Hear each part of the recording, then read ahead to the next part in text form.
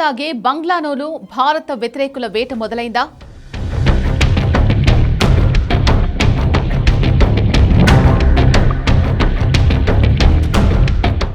Radical ఇస్లామిస్టులను వేటాడుతున్న అజ్ఞాత వ్యక్తులు ఎవరు?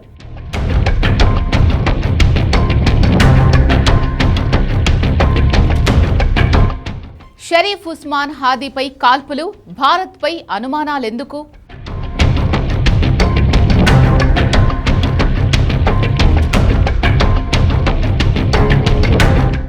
ఇద్దరు అజ్ఞాత వ్యక్తులు, ఒక టూ వీలర్, ఒక గన్, కొన్ని బుల్లెట్స్. హాలీవుడ్ స్పై థ్రిల్లర్లో చూపించినట్లే అలా వచ్చి ఇలా టార్గెట్ ఫినిష్ చేసి వెళ్లిపోతారు. ఆపరేషన్ క్షణాల్లోనే ముగిసిపోతుంది. తర్వాత పోలీసులకు డెడ్ బాడీ తప్ప ఎలాంటి క్లూ ఉండదు. కనీసం బుల్లెట్ షెల్స్ కూడా దొరకవు. కొన్నేళ్లుగా పాక్లో జరుగుతోంది ఇదే. తాజాగా ఇదే సీన్ బంగ్లాదేశ్లో రిపీట్ అయింది. భారత తూర్పు, ఈశాన్య రాష్ట్రాలను తమ భూభాగాలుగా చూపిస్తూ వివాదాస్పద మ్యాప్ రిలీజ్ చేసిన రాడికల్ ఇస్లామిస్టు నేతకు గుర్తు తెలియని వ్యక్తులు బుల్లెట్ దించారు.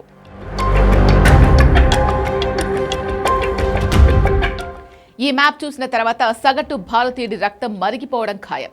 ఈ నెల 13న ఇంక్విలాబ్ మంచ్ నేత షరీఫ్ ఉస్మాన్ హాదీ ఈ మ్యాప్ను సోషల్ మీడియాలో పోస్ట్ చేశాడు. భారత తూర్పు, ఈశాన్య ప్రాంతాలను బంగ్లాదేశ్లో కలుపుతూ మ్యాప్ను రూపొందించడం, దానికి సోషల్ మీడియాలో పోస్ట్ చేయడం తీవ్ర చర్చనీయాంశమైంది. ఇంత జరిగినా దీనిపై యూనస్ ప్రభుత్వం స్పందించలేదు. భారత భూభాగాలను తమ భూభాగాలుగా చిత్రీకరించడం చిన్న విషయం కాదు. ఇలాంటి దుస్సాహసాలు ఇప్పటికే దెబ్బతిన్న దౌత్య సంబంధాలను మరింత దిగదార్చే ప్రమాదం ఉందని తెలిసి కూడా కన్నింగ్ యూనస్ చూసి చూడనట్లు వ్యవహరించాడు.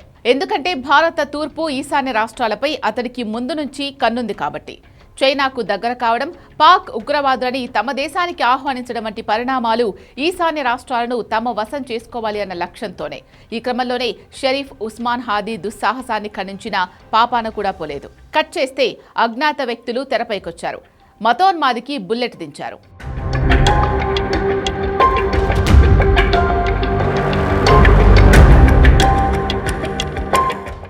భారత భూభాగాలను తమ దేశంలో భాగంగా చూపించే మ్యాప్ను సోషల్ మీడియాలో పోస్ట్ చేసిన 24 గంటల్లోనే హాదీపై కాల్పులు జరిగాయి.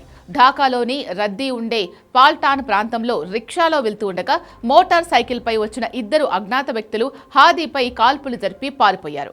కాల్పులు జరిపిన ఇద్దరు వ్యక్తులు హెల్మెట్లను ధరించారు. ఇప్పటివరకు పాకిస్తాన్లో భారత మోస్ట్ వాంటెడ్ ఉగ్రవాదులను వేటాడిన అజ్ఞాత వ్యక్తుల లాగానే వీళ్లు కూడా చాలా జాగ్రత్తగా మిషన్ పూర్తి చేశారు. అయితే షరీఫ్ ఉస్మాన్ హాదీ బుల్లెట్ గాయాలతో బయటపడ్డాడు. ప్రస్తుతం తీవ్ర గాయాలతో హాస్పిటల్లో చికిత్స పొందుతున్నాడు. హాదీని ఢాకా మెడికల్ కాలేజ్ హాస్పిటల్కు తరలించారు. అతడి తల, ఛాతిలో బుల్లెట్స్ దిగాయి. ప్రస్తుతం అతడి పరిస్థితి విషమంగా ఉన్నట్లు స్థానిక మీడియా తెలిపింది. హాదీ విడుదల చేసిన మ్యాప్పై నోరు కూడా మెదపని యూనస్ అతడిపై జరిగిన దాడి విషయంలో మాత్రం క్షణాల్లో రియాక్ట్ అయ్యాడు.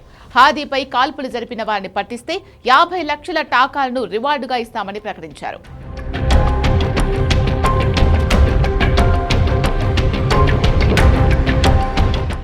మరోవైపు ఈ ఘటనలో ప్రధాన అనుమానితుణ్ణి ఫైసల్ కరీం మసూద్ అలియాస్ రాహుల్ అలియాస్ దావుద్ ఖాన్గా గుర్తించారు.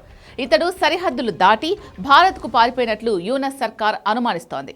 ఈ నేపథ్యంలోనే బంగ్లాదేశ్ విదేశాంగ మంత్రిత్వ శాఖ భారత హై కమిషనర్ ప్రణయ్ వర్మకు సమన్లు జారీ చేసింది. షరీఫ్ ఉస్మాన్ హాదీపై దాడికి పాల్పన్న అనుమానితులు భారత్లోకి ప్రవేశించకుండా నిరోధించాలని, ఒకవేళ ప్రవేశిస్తే తక్షణమే అరెస్టు చేసి బంగ్లాదేశ్కు అప్పగించాలని బంగ్లాదేశ్ అధికారులు భారత రాయబారిని కోరారు.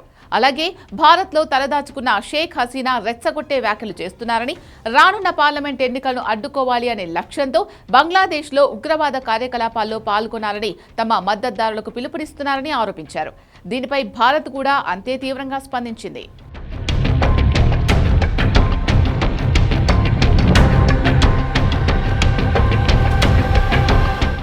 బంగ్లాదేశ్ తాత్కాలిక ప్రభుత్వం తన ప్రెస్ నోట్లో విడుదల చేసిన వాదనలని తిరస్కరిస్తున్నట్లు తెలిపింది. బంగ్లాదేశ్ స్నేహపూర్వక ప్రజల ప్రయోజనాలకు విరుద్ధంగా భారత భూభాగాన్ని ఉపయోగించుకోవడానికి ఎన్నడూ అనుమతించలేదని, భవిష్యత్తులోనూ అనుమతించే ప్రసక్తే ఉండదని స్పష్టం చేసింది. అంతర్గత సమస్యలను పరిష్కరించడానికి తాత్కాలిక ప్రభుత్వం అన్ని చర్యలు తీసుకుంటుందని, రానున్న ఎన్నికలను శాంతియుతంగా నిర్వహిస్తుందని ఆశిస్తున్నట్లు ప్రకటన విడుదల చేసింది. అలా షరీఫ్ ఉస్మాన్ హాదీపై కాల్పుల ఘటన తిరిగి భారత్ దగ్గరికే వచ్చి ఆగింది. చూస్తుంటే ఇప్పటికే దెబ్బతిన్న భారత్ బంగ్లాదేశ్ దౌత్య సంబంధాలను తాజా ఘటన మరింత దిగజార్చేలా కనిపిస్తోంది. ఈ మొత్తం వ్యవహారంలో షరీఫ్ ఉస్మాన్ హాదీని నిజంగానే భారత గూఢచారులు చంపారా? కొన్ని ప్రశ్నలకు సమాధానాలుండవు. ఒక్కటి మాత్రం స్పష్టం, బంగ్లాదేశ్లో భారత్కు వ్యతిరేక కుట్రలకి పాల్పడుతున్న వారికి బ్యాడ్ టైం స్టార్ట్ అయింది అనడానికి ఇదో ఉదాహరణగా నిలుస్తుంది.